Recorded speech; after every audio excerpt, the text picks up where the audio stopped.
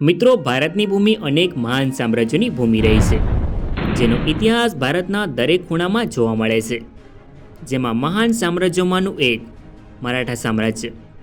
જી હા મિત્રો, 17મી સદીમાં મહાન છત્રપતિ શિવાજી મહારાજના નેતૃત્વ હેઠળ મહારાષ્ટ્રના ખડકાળ ટેકરીઓમાંથી ઉભરી આવેલું મરાઠા સામ્રાજ્ય, જે અજોડ લશ્કરી વ્યૂહરચના, છાપામાર રણનીતિ અને હિન્દુ સ્વરાજ્યની અમર ભાવના સાથેનું એવું સામ્રાજ્ય, જેણે મુઘલ સામ્રાજ્યની ઊંઘ હરામ કરી અને ભારતને એક નવી રચના આપી. જેથી મહાન મરાઠા સામ્રાજ્યના ઇતિહાસની ભવ્ય યાત્રા, તેનો ઉદય, સંઘર્ષ, વિજય અને સમય જતાં પડઘા પાડતો વારસો ઉજાગર કરવા મરાઠા સામ્રાજ્યના ઇતિહાસની સિરીઝમાં જોડાઓ. નમસ્કાર મિત્રો, તો સ્વાગત છે એક નવા વિડીયોમાં. સો ફ્રેન્ડ્સ, હું છું ધર્મેશ અને ધર્મેશ પટેલ યુટ્યુબ ચેનલમાં તમારું સ્વાગત છે. સો ફ્રેન્ડ્સ, આજના વિડીયોમાં આપણે મરાઠા સામ્રાજ્યના ઉદયનો ઇતિહાસ જાણીશું, જેમાં આપણે વાત કરીશું છત્રપતિ શિવાજી મહારાજ અને તેમના પિતા વિશે. સો વિડીયોમાં છેલ્લે સુધી બન્યા રહો. તો ચાલો વિડીયોને શરૂ કરીએ. 16મી સદી દરમિયાન ભારતનો ઉત્તરનો ભાગ મુઘલ સલ્તનતના વર્ચસ્વ હેઠળ હતો, જ્યારે દક્ષિણનો ભાગ વિવિધ સલ્તનતો અને સામ્રાજ્યોને આધીન હતો, જેમાં દખ્ખણ સલ્તનતના 5 વિભાગ હતા. અહેમદનગરમાં નિઝામશાહી, બીજાપુરમાં આદિલશાહી, ગોલકોંડામાં કુતુબશાહી, બીદરમાં બારિદશાહી અને બેરારમાં ઇમાદશાહી. જ્યારે પશ્ચિમમાં પોર્ટુગીઝોનું શાસન હતું. ઉત્તરમાં મુઘલો અને પશ્ચિમ કિનારે પોર્ટુગીઝોના શાસનને કારણે દખ્ખણ સલ્તનતને મધ્ય એશિયામાંથી મુસ્લિમ અધિકારીઓ મળતા ન હતા, જેના કારણે તેઓને તેમની સેનામાં હિન્દુ અધિકારીઓની નિમણૂક કરવા પડતી હતી. ઈસવીસન 1577માં મરાઠાના ભોંસલે વંશના એવા જ હિન્દુ અધિકારી માલોજી ભોંસલે હતા, જેઓ અહેમદનગર સલ્તનતમાં સામેલ થયા. તેઓ ખૂબ જ ઝડપથી અહેમદનગરના પ્રધાનમંત્રી માલિક અંબરના ભરોસાવાળા જનરલ બની ગયા. માલોજીના નેતૃત્વમાં અહેમદનગર સલ્તનતે બીજાપુર સલ્તનત અને મુઘલોને હરાવ્યા, જેના બદલામાં તેમને વેરુલ, દેરહોડી અને કન્નારડનો વિસ્તાર આપવામાં આવ્યો. ઈસવીસન 1595માં અહેમદનગરના સુલતાન બહાદુર નિઝામ શાહે માલોજીને રાજાની ઉપાધિ આપી અને ચાકણ અને શિવનેરીના કિલ્લાની સાથે પુણેની જાગીર પણ માલોજીને આપવામાં આવી. માલોજીએ ગ્રીષ્ણેશ્વર જ્યોતિર્લિંગ મંદિરનું પુનઃનિર્માણ કરાવ્યું હતું, જે ભગવાન શિવના 12 જ્યોતિર્લિંગમાંથી એક છે. માલોજી અને તેમની પત્ની ઉમાબાઈને 2 બાળકો હતા, શાહજી અને શરીફજી. શાહજી ખૂબ જ નાના હતા, જ્યારે બીજાપુર સલ્તનતના યુદ્ધ સામે શાહજીના પિતા માલોજીનું મૃત્યુ થાય છે, જેથી શાહજીનું પાલન પોષણ તેમના કાકા વિઠોજીએ કર્યું. તેમના પિતાની જેમ શાહજી પણ અહેમદનગર સલ્તનતમાં સામેલ થઈ ગયા અને ઈસવીસન 1625માં સેનાના કમાન્ડર બન્યા. મિત્રો, ઈસવીસન 1625માં મલિક અંબરના મૃત્યુ પછી અહેમદનગર સલ્તનત નબળું પડી જાય છે. ત્યારબાદ ઈસવીસન 1629માં મુઘલોએ અહેમદનગર પર આક્રમણ કર્યું અને શાહજીના નેતૃત્વમાં અહેમદનગરની સેના અને મુઘલો વચ્ચે જોરદાર યુદ્ધ થાય છે. આ યુદ્ધમાં અહેમદનગરની સેના હારી જાય છે. આ હારના કારણે અહેમદનગરના દરબારમાં તણાવ આવ્યો અને શાહજી આ કારણે મુઘલોની તરફેણમાં જતા રહ્યા. ઈસવીસન 1630માં મુઘલ બાદશાહ શાહજહાંએ તેમને જુન્નર અને સંગમેરનો વિસ્તાર આપ્યો. તે જ વર્ષે 19 ફેબ્રુઆરી 1630માં શિવનેરી કિલ્લામાં શાહજી અને તેમની પત્ની જીજાબાઈને ત્યાં એક બાળકનો જન્મ થયો. તેમણે તેમનું નામ શિવાજી રાખ્યું. ઈસવીસન 1632માં અહેમદનગરના સુલતાન ફતેહ ખાને મુઘલો સાથે મિત્રતા કરી અને બદલામાં મુઘલ બાદશાહ શાહજહાંએ ફતેહ ખાનને તે વિસ્તાર આપ્યો, જે શાહજહાંએ પહેલાં શાહજીને આપ્યો હતો, જેના કારણે શાહજી ગુસ્સે થઈ ગયા અને તેઓ મુઘલોને છોડીને બીજાપુર સલ્તનતમાં જઈને ભળી ગયા. પરંતુ જલ્દી જ મુઘલો અને અહેમદનગરની મિત્રતા તૂટી ગઈ અને મુઘલોએ અહેમદનગરની રાજધાની દૌલતાબાદ પર આક્રમણ કર્યું, જેમાં ઈસવીસન 1633માં મુઘલોએ દૌલતાબાદને કબજે કર્યું, જેથી અહેમદનગરે બીજાપુર પાસે મદદ માગી. જેથી શાહજીના નેતૃત્વમાં બીજાપુરની સેનાએ દૌલતાબાદમાં મુઘલો પર આક્રમણ કર્યું અને અહેમદનગરની મદદ કરી ત્યારબાદ ઈસવીસન 1634માં પરેન્દરના યુદ્ધમાં મુગલ સેનાએ બીજાપુરની સેનાને હરાવી નાખ્યા, જેના કારણે શાહજીને ઉત્તરી મહારાષ્ટ્ર છોડવું પડ્યું. ઈસવીસન 1636 સુધી અહેમદનગર સલ્તનત ખતમ થઈ ગયું હતું અને ઉત્તરી મહારાષ્ટ્ર પર મુગલોનો અધિકાર થઈ ગયો હતો. મુગલોના ડરને કારણે બીજાપુર સલ્તનતના સુલતાન મોહમ્મદ આદિલ શાહે મુગલો સાથે મિત્રતા કરી. મિત્રો, મુગલો એવું ઈચ્છતા હતા કે શાહજી તેમનાથી દૂર રહે, જેથી બીજાપુરના સુલતાન દ્વારા શાહજીને બીજાપુરના દક્ષિણ વિસ્તારમાં મોકલવામાં આવ્યા. મિત્રો, શાહજીના પુત્ર છત્રપતિ શિવાજી મહારાજ ખૂબ જ નાના હતા અને તેમને પુણેની જાગીર આપવામાં આવી હતી. તેમની દેખરેખ દાદોજી કોંડેરે કરી. દાદોજી કોંડેરે તેમને સૈન્ય અને પ્રશાસનનું કૌશલ્ય શીખવ્યું અને તેમની માતા જીજાબાઈએ હિન્દવી સ્વરાજ્યનું સપનું બતાવ્યું. આની જ વચ્ચે શાહજીએ દક્ષિણમાં મૈસૂરના રાજ્યને હરાવ્યું અને ઈસવીસન 1638માં બેંગલુરુ પર કબજો કર્યો. ઈસવીસન 1642 સુધી શાહજીએ બીજાપુર સેના માટે આજના દક્ષિણ કર્ણાટકમાં ઘણા વિસ્તારોને જીત્યા. આવી જ રીતે સમય વીતતો ગયો અને ઈસવીસન 1640માં જીજાબાઈએ છત્રપતિ શિવાજી મહારાજના લગ્ન પુણેમાં સાઈબાઈ સાથે કરાવ્યા. તેમના પિતા શાહજી તેમના લગ્નમાં ન આવી શક્યા, જેના કારણે જીજાબાઈ છત્રપતિ શિવાજી મહારાજ અને તેમની પત્ની સાઈબાઈ ઈસવીસન 1642માં બેંગલુરુ ગયા. ત્યારબાદ ત્યાં શાહજીએ છત્રપતિ શિવાજી મહારાજ અને સાઈબાઈ માટે એક ભવ્ય લગ્ન સમારોહની વ્યવસ્થા કરી. મિત્રો, શાહજીની ઈચ્છા એ હતી કે તેમના પુત્ર છત્રપતિ શિવાજી મહારાજ પણ ભવિષ્યમાં બીજાપુરના મોટા સેનાપતિ બનશે, પરંતુ નિયતિનો કંઈક અલગ જ વિચાર હતો. છત્રપતિ શિવાજી મહારાજ એક અલગ સ્વતંત્ર રાજ્યની સ્થાપના કરવાનું સપનું લઈને બેઠા હતા. મિત્રો, છત્રપતિ શિવાજી મહારાજ એક અલગ સ્વતંત્ર રાજ્ય બનાવવા પર કામ કરી રહ્યા હતા. શિવાજીએ માવલી નામની સ્થાનિક ખેડૂતોની નાની સેના બનાવી. તેમણે બીજાપુર સલ્તનતના ઘણાય કિલ્લાઓને કબજે કરી લીધા. મિત્રો, 15 વર્ષની ઉંમર સુધી છત્રપતિ શિવાજી મહારાજે કોંડાના, તોરના અને ચક્કરના કિલ્લાઓ પર કબજો કરી લીધો. ત્યારબાદ ઈસવીસન 1647માં છત્રપતિ શિવાજી મહારાજે કલ્યાણના શાસક મુલ્લા અહેમદને હરાવ્યો અને કલ્યાણ અને ભિવંડીના કિલ્લાઓ પર કબજો કર્યો. ત્યારબાદ તેમણે રાયગઢના કિલ્લાને કબજે કર્યો, જે પાછળથી તેમની રાજધાની બને છે.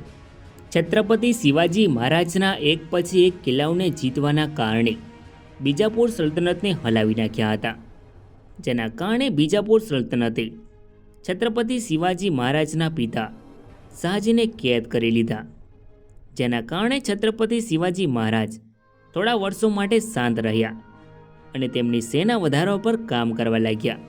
તેમના ઘોડેસવાર સેનાની કમાન્ડ નેતાજી પલકરે સંભાળી અને ચાલતી સેનાની કમાન્ડ યસાજી કંકે સંભાળી. ત્યારબાદ બીજાપુરના સુલતાનને છત્રપતિ શિવાજી મહારાજની સારી વર્તણૂકની ખાતરી મળતા તેમના પિતા શાહજીને મુક્ત કરવામાં આવ્યા. શાહજીના છૂટ્યા બાદ છત્રપતિ શિવાજી મહારાજે બીજાપુર પર આક્રમણો શરૂ કર્યા અને ઈસવીસન 1657 સુધીમાં તેમના નિયંત્રણમાં 40 કિલ્લાઓ આવી ગયા હતા. આ જ વર્ષે 14 મે 1657ના રોજ છત્રપતિ શિવાજી મહારાજ અને તેમની પત્ની સાઈબાઈના ઘરે તેમના મોટા પુત્ર છત્રપતિ સંભાજી મહારાજનો જન્મ થયો. મરાઠાઓના એક પછી એક કિલ્લાઓને જીતવાના ડરથી ઈસવીસન 1659માં બીજાપુરના સુલતાને છત્રપતિ શિવાજી મહારાજને પકડવા માટે અને મારવા માટે અફઝલ ખાનને મોકલ્યો. એક બાજુ બીજાપુરની સેનાએ ઘણા હિન્દુ મંદિરોને ખતમ કરી નાખ્યા અને ઘણા લોકોને મારી નાખ્યા. ત્યારબાદ છત્રપતિ શિવાજી મહારાજ પ્રતાપગઢ કિલ્લામાં ગયા અને થોડા મહિનાઓ પછી તેઓ વ્યક્તિગત રીતે અફઝલ ખાન સાથે મળવા માટે તૈયાર થયા, જેમાં અફઝલ ખાને છત્રપતિ શિવાજી મહારાજને મારવા માટેની યોજના બનાવી. ત્યારબાદ બંને 10 નવેમ્બર 1659માં એકબીજાથી મળ્યા. જ્યારે તેઓ મળ્યા ત્યારે અફઝલ ખાન અને છત્રપતિ શિવાજી મહારાજનો ભેટો થાય છે, જેમાં અફઝલ ખાને છત્રપતિ શિવાજી મહારાજને જોરથી પકડ્યા અને તેમના પર ચાકુનો ઘા કર્યો. પરંતુ છત્રપતિ શિવાજી મહારાજ પહેલાંથી જ તૈયાર હતા. તેમણે લોખંડનું કવચ પહેરેલું હતું, જેથી અફઝલ ખાને ચાકુનો ઘા કર્યો, પરંતુ તેમના કવચને ભેદી ના શકી. મિત્રો, છત્રપતિ શિવાજી મહારાજ તેમના હાથમાં વાઘ નખ પહેરીને ગયા હતા, જેથી તેમણે અફઝલ ખાનને જવાબમાં વાઘ નખથી પેટ ચીરી નાખ્યું. અફઝલ ખાન મૃત્યુ પામે છે. ત્યારબાદ પ્રતાપગઢના યુદ્ધમાં મરાઠા સેનાએ બીજાપુર સેનાને હરાવી નાખી, જે મરાઠા સેનાથી 5 ગણી મોટી હતી. ત્યારબાદ 1 મહિના પછી છત્રપતિ શિવાજી મહારાજે પન્હલાના કિલ્લાને કબજે કરી લીધો.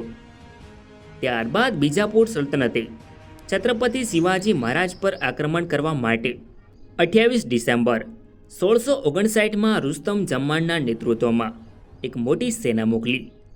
ત્યારબાદ બીજાપુરની મોટી સાહેબાએ સીદી જોહરને છત્રપતિ શિવાજી મહારાજ પર આક્રમણ કરવા મોકલ્યા, જે પન્હલામાં હતા.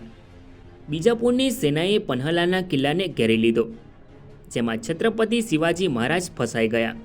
બીજાપુરની સેનાએ ઘણા મહિનાઓ સુધી કિલ્લા પર તોપોથી આક્રમણો કર્યા, પરંતુ છત્રપતિ શિવાજી મહારાજે ધૈર્ય રાખ્યું અને ભાગવાની યોજના બનાવી. 13 જુલાઈ 1660ની રાત્રે છત્રપતિ શિવાજી મહારાજ અને મરાઠા સૈનિકો પન્હલા કિલ્લામાંથી નીકળ્યા. લગભગ 10,000ની બીજાપુરની સેના તેમની પાછળ હતી. બાજી પ્રભુ દેશપાંડેના નેતૃત્વમાં લગભગ 600 મરાઠાઓએ પાછા રહેવા અને બીજાપુરની સેના સામે યુદ્ધ કરવાનો નિર્ણય લીધો. આ નિર્ણય નક્કી થયો જ્યાં સુધી છત્રપતિ શિવાજી મહારાજ વિશાલગઢ કિલ્લામાં ન પહોંચે, ત્યાં સુધી મરાઠા સેના લડતી રહેશે. 600 મરાઠાઓએ ઘોડખીંડમાં 10,000 બીજાપુરના સૈનિકોનો સામનો કર્યો અને છત્રપતિ શિવાજી મહારાજના વિશાલગઢ કિલ્લા સુધી પહોંચવા સુધી બીજાપુરની સેનાને આગળ વધવા જ ના દીધી, જેમાં બાજી પ્રભુ દેશપાંડે અને 300 જેટલા મરાઠા મૃત્યુ પામે છે, પરંતુ બીજાપુરના 5,000થી વધારે સૈનિકોને મારી નાખ્યા. બાજી પ્રભુ દેશપાંડે અને અહીંયા મરવાવાળા મરાઠાઓના સન્માનમાં ઘોડખીંડનું નામ બદલીને પાવનખીંડ રાખવામાં આવ્યું. મિત્રો, બાજી પ્રભુ દેશપાંડેને મરાઠા અને દેશના સૌથી મહાન યોદ્ધાઓમાંથી એક માનવામાં આવે છે. ત્યારબાદ એક મોટી સેના ભેગું કરવામાં અસમર્થ બીજાપુરની મોટી સાહેબાએ નવા મુગલ બાદશાહ ઔરંગઝેબ પાસે મદદ માંગી, જેમાં ઔરંગઝેબે છત્રપતિ શિવાજી મહારાજ પર આક્રમણ કરવા માટે શાઇસ્તા ખાનના નેતૃત્વમાં લગભગ 1.5 લાખની મોટી સેના મોકલી. ચાક્કણના યુદ્ધમાં મરાઠાઓની હાર થઈ અને મુગલોએ પુણે પર કબજો કર્યો, જેમાં શાઇસ્તા ખાને છત્રપતિ શિવાજી મહારાજના ઘર લાલ મહેલ પર પણ કબજો કરી લીધો. 5 એપ્રિલ 1663ની રાત્રે છત્રપતિ શિવાજી મહારાજ તેમના 400 સૈનિકો સાથે વેશ બદલીને લાલ મહેલમાં પ્રવેશ થયા, જેમાં છત્રપતિ શિવાજી મહારાજે શાઇસ્તા ખાન પર જબરજસ્ત હુમલો કર્યો. શાઇસ્તા ખાન બારીમાંથી કૂદીને જીવ બચાવવામાં સફળ રહે છે, પરંતુ છત્રપતિ શિવાજી મહારાજના તલવારના ઘાથી તેની 3 આંગળીઓ કપાઈ ગઈ. જાન્યુઆરી 1664માં છત્રપતિ શિવાજી મહારાજે સુરત પર આક્રમણ કર્યું, જે મુગલોના સૌથી ધનવાન શહેરોમાંથી એક હતું. મરાઠા સેનાએ મુગલોના મોટા ખજાનાઓને તેમના કબજે કરી લીધો. ત્યારબાદ ઔરંગઝેબે છત્રપતિ શિવાજી મહારાજ પર આક્રમણ કરવા માટે મિર્ઝા રાજા જયસિંહના નેતૃત્વમાં એક મોટી સેના મોકલી. ઈસવીસન 1665 માર્ચમાં મુગલ સેનાએ મરાઠાઓ પર આક્રમણ કર્યું, જે પુરંદર કિલ્લાઓમાં હતા. છત્રપતિ શિવાજી મહારાજના સેનાપતિ મુરારબાજીએ એકલા જ સેંકડો મુગલ સૈનિકોનો સામનો કર્યો, પરંતુ છેલ્લે તેઓ યુદ્ધમાં મૃત્યુ પામે છે. છત્રપતિ શિવાજી મહારાજ સમજી ગયા હતા કે તેઓ આ યુદ્ધ ન જીતી શકે, જેથી તેમણે રાજા જયસિંહ સામે આત્મસમર્પણ કર્યું. તેમણે રાજા જયસિંહ સાથે પુરંદરની સંધિ કરી અને તેમના 23 કિલ્લા મુગલોને આપવા પડ્યા. પુરંદરનો કિલ્લો, કોંડાનાનો કિલ્લો, લોહાગઢનો કિલ્લો અને આવા જ ઘણા કિલ્લાઓ જે છત્રપતિ શિવાજી મહારાજ માટે મહત્વપૂર્ણ હતા, જે મુગલોને સોંપી દીધા. ઈસવીસન 1666માં છત્રપતિ શિવાજી મહારાજ અને તેમના 9 વર્ષના પુત્ર છત્રપતિ સંભાજી મહારાજને આગ્રામાં મુગલ દરબારમાં બોલાવવામાં આવ્યા 12 મે 1666માં છત્રપતિ શિવાજી મહારાજ અને 9 વર્ષના છત્રપતિ સંભાજી મહારાજ ઔરંગઝેબ સામે ઉપસ્થિત થયા, જ્યાં ઔરંગઝેબે મોટી સંખ્યામાં ઉપસ્થિત લોકોના દરબારમાં છત્રપતિ શિવાજી મહારાજનું અપમાન કર્યું અને તેમને અને તેમના પુત્રને કેદ કરી લેવામાં આવ્યા. પરંતુ 17 ઓગસ્ટ 1666માં છત્રપતિ શિવાજી મહારાજ અને તેમના પુત્ર સંભાજી આગ્રામાંથી ભાગવામાં સફળ રહે છે અને તેઓ પૂના પહોંચી ગયા. ત્યારબાદ છત્રપતિ શિવાજી મહારાજે બીજાપુર સલ્તનત સામે તેમની લડાઈ ફરીથી શરૂ કરી અને આગલા 4 વર્ષમાં એટલે કે 1666થી 1670 સુધીમાં તેમણે બીજાપુરના કેટલાય વિસ્તારમાં કબજો કરી લીધો. 24 ફેબ્રુઆરી 1670માં છત્રપતિ શિવાજી મહારાજની બીજી પત્ની સોયરાબાઈથી છત્રપતિ શિવાજી મહારાજના બીજા પુત્ર રાજા રામનો જન્મ થયો. ઈસવીસન 1670 સુધી છત્રપતિ શિવાજી મહારાજના આધિપત્યમાં દખ્ખણનો મોટો વિસ્તાર આવી ગયો હતો. તેમના ઝડપથી વધતા શાસનથી ઔરંગઝેબે તેમને હરાવવા માટે મોટી સેનાઓ મોકલી. કોંધાણાનો કિલ્લો, જે છત્રપતિ શિવાજી મહારાજ માટે અત્યંત મહત્વપૂર્ણ હતો, જે મુગલોના આધીન હતો, 4 ફેબ્રુઆરી 1670ની રાત્રે તાનાજી માલુસરેના નેતૃત્વમાં લગભગ 500 જેટલા મરાઠા સૈનિકો કિલ્લાની દિવાલો પર ચડી ગયા, જેમાં ભયંકર યુદ્ધ થયું અને મરાઠાઓની જીત થઈ. પરંતુ આ લડાઈમાં તાનાજી માલુસરેનું મોત થાય છે. જ્યારે છત્રપતિ શિવાજી મહારાજને કોંધાણાની જીત અને તાનાજી માલુસરેની મોતના સમાચાર મળ્યા, ત્યારે તેમણે કહ્યું કે ગઢ આલા પણ સિંહ ગેલા, એટલે કે કિલ્લા પર કબજો તો કરી લીધો, પરંતુ આપણે એક સિંહને ખોઈ નાખ્યો. ત્યારબાદ તાનાજી માલુસરેની સ્મૃતિમાં કોંધાણાના કિલ્લાનું નામ બદલીને સિંહગઢ કરી દેવામાં આવ્યું. ફેબ્રુઆરી 1672માં પ્રતાપરાવ ગુર્જરના નેતૃત્વમાં મરાઠા સેનાએ સલહેરના યુદ્ધમાં મુગલ સેનાને ખરાબ રીતે હરાવી નાખી. આ પહેલું યુદ્ધ હતું જેમાં મરાઠાઓ સામે એક ખુલ્લા મેદાનના યુદ્ધમાં મુગલોની હાર થઈ. મરાઠાઓએ સલહેર અને મુલહેરના કિલ્લાઓ પર કબજો કરી લીધો. મિત્રો, ઈસવીસન 1672માં મરાઠાઓએ સુરતમાં આક્રમણ કર્યું અને સુરતમાંથી જોત ઉઘરાવી હતી. થોડાક મહિનાઓ પછી છત્રપતિ સંભાજી મહારાજના નેતૃત્વમાં મરાઠાઓએ વિક્રમગઢ કિલ્લાના યુદ્ધમાં મુગલોને હરાવી નાખ્યા. આ પહેલું યુદ્ધ હતું જ્યાં છત્રપતિ શિવાજી મહારાજના મોટા પુત્ર છત્રપતિ સંભાજી મહારાજે મરાઠા સેનાની કમાન્ડ સંભાળી. તે સમયે તેઓ ફક્ત 15 વર્ષના હતા. આગલા 2 વર્ષમાં ઔરંગઝેબે દાઉદ ખાન અને મહાબત ખાન જેવા મોટા મુગલ જનરલોના નેતૃત્વમાં ઘણી સેનાઓ મોકલી, પરંતુ દરેક વખતે મુગલોની હાર થઈ. ઈસવીસન 1674 સુધીમાં દખ્ખણનો મોટો વિસ્તાર છત્રપતિ શિવાજી મહારાજના નિયંત્રણમાં થઈ ગયો હતો અને હવે સમય આવી ગયો હતો તેમને મરાઠાઓના સમ્રાટના રૂપમાં તેમનું રાજ્યાભિષેક કરવામાં આવે. પ્રૌઢ પ્રતાપ પુરંદર ક્ષત્રિય કુલાવતંસ સિંહાસનાધીશ્વર રાજાધિરાજ શ્રીમંત શ્રી શ્રી શ્રી છત્રપતિ શિવાજી મહારાજ કી.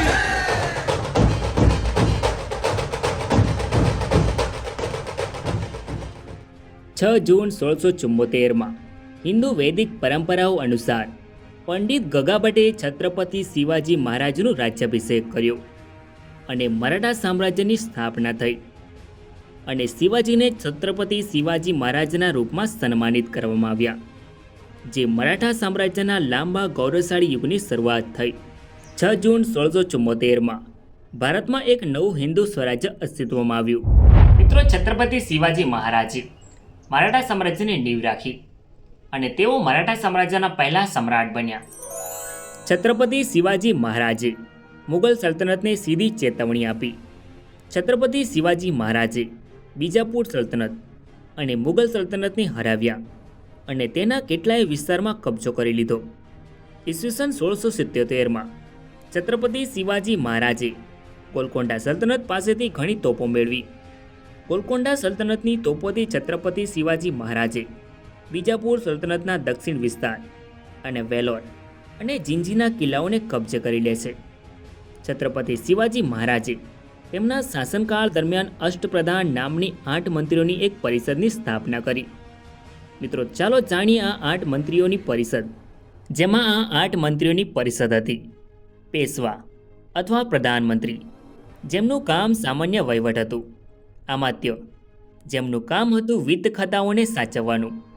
મંત્રી, જેમનું કામ અદાલતના ખાતાઓને સાચવવાનું હતું. સુમંત અથવા વિદેશ સચિવ, જેમનું કામ મરાઠા સામ્રાજ્યના અન્ય રાજ્યો સાથેના સંબંધિત મુદ્દાઓ પર હતું. સચિવ, જેમનું કામ છત્રપતિ શિવાજી મહારાજના પત્ર વ્યવહારનું કામ કરવાનું હતું. પંડિતરાવ, જેમનું કામ ધાર્મિક મુદ્દાઓમાં હતું. ન્યાયાધીશ, જેમનું કામ હતું નાગરિક અને સૈન્ય ન્યાયનું હતું. સરસેનાપતિ, જેમનું કામ સેનાથી સંબંધિત હતું.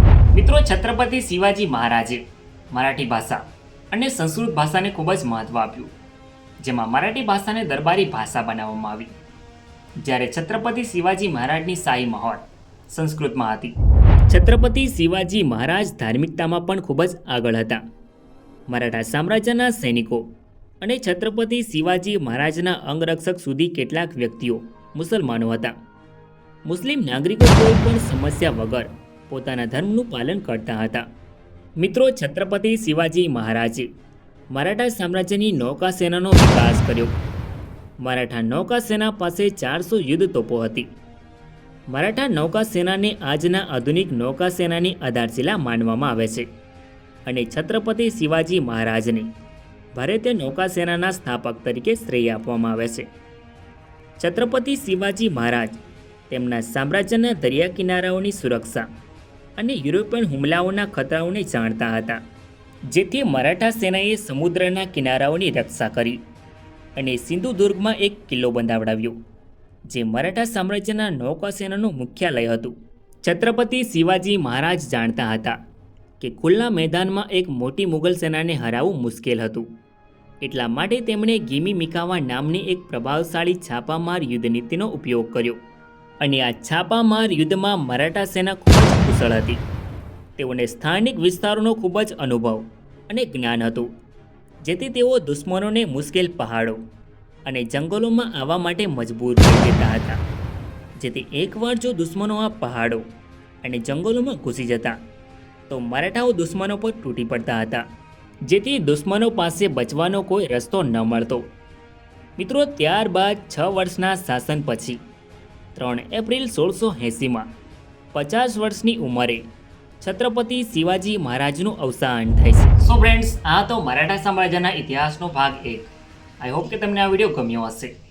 સો વિડીયોને લાઇક કરીને કમેન્ટમાં તમારો અભિપ્રાય જરૂર લખો અને ચેનલમાં નવા હોય તો આવા જ અવનવા વિડીયો જોવા માટે ચેનલને સબસ્ક્રાઈબ જરૂર કરો. તો મળીએ નેક્સ્ટ વિડીયોમાં. ધન્યવાદ.